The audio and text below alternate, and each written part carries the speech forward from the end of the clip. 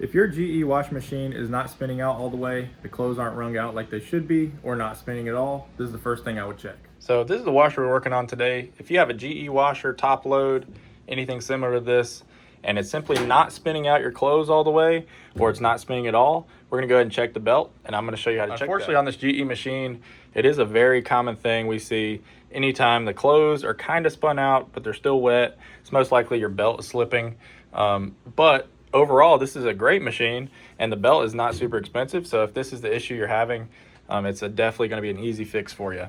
So what we're going to do is tip this up and look at it from the bottom, and then get into the machine. Only things we're going to need for this repair is the replacement belt, a 10mm socket, or an impact driver, or you can just use a regular ratchet and socket.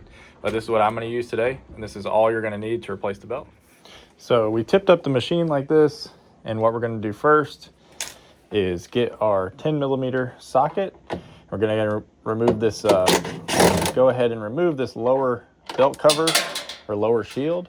It's going to be like 2 or 3 bolts here. This one has a ground wire connected to it.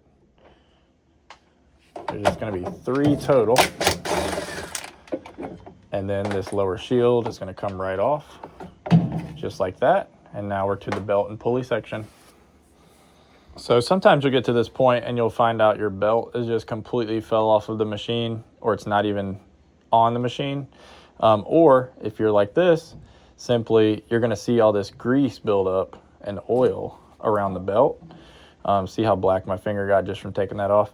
So what's happening, I've heard, is these transmissions have a little too much oil in them, from what I've heard, and then that can slowly start to leak out over time and get on this pulley and make it slip. If you know better than me, let me know in the comments. That's just what I've heard.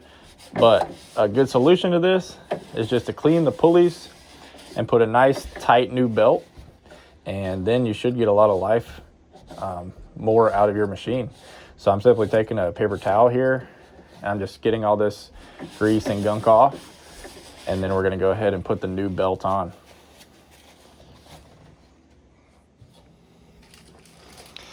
Now we're going to go ahead and grab our new belt, which I will link in the description below. Exact link for these belts for these GE washing machines, which all should be the same or very similar. And we're going to put it around the motor pulley first. And sometimes it's a little tricky. We're going to see if I can get it in one try. Usually hold it here and then start to turn. These new belts are very tight, so it might slip on you a few times like that. We're just going to turn. Let's try it a couple times here.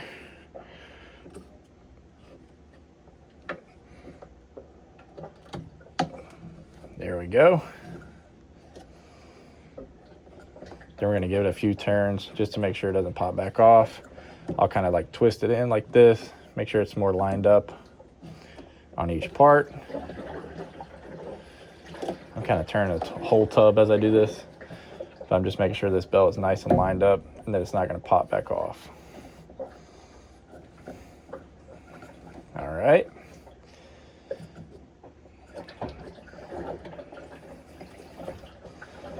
So that belt is nice and secure.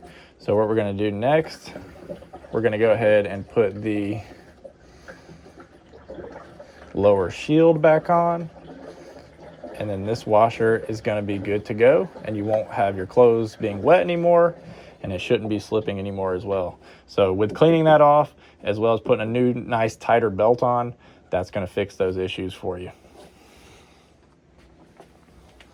Next, we're going to grab our lower shield, and we're going to reinstall that back on the machine. So we're going to get our 10mm bolts and our socket.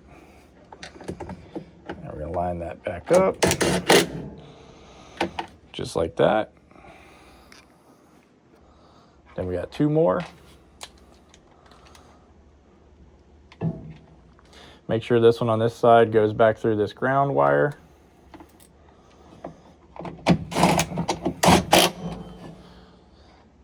And then the last one over here. And now it should be good to go. So now when you turn on your washing machine and run everything, it should completely spin all of your clothes out.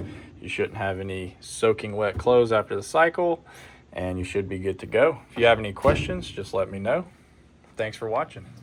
If you enjoyed this video or it helped you out today, if you want to give me a like and subscribe, I'd really appreciate it. If you have any questions at all, put them down in the comments and I'll do my best to get back with you.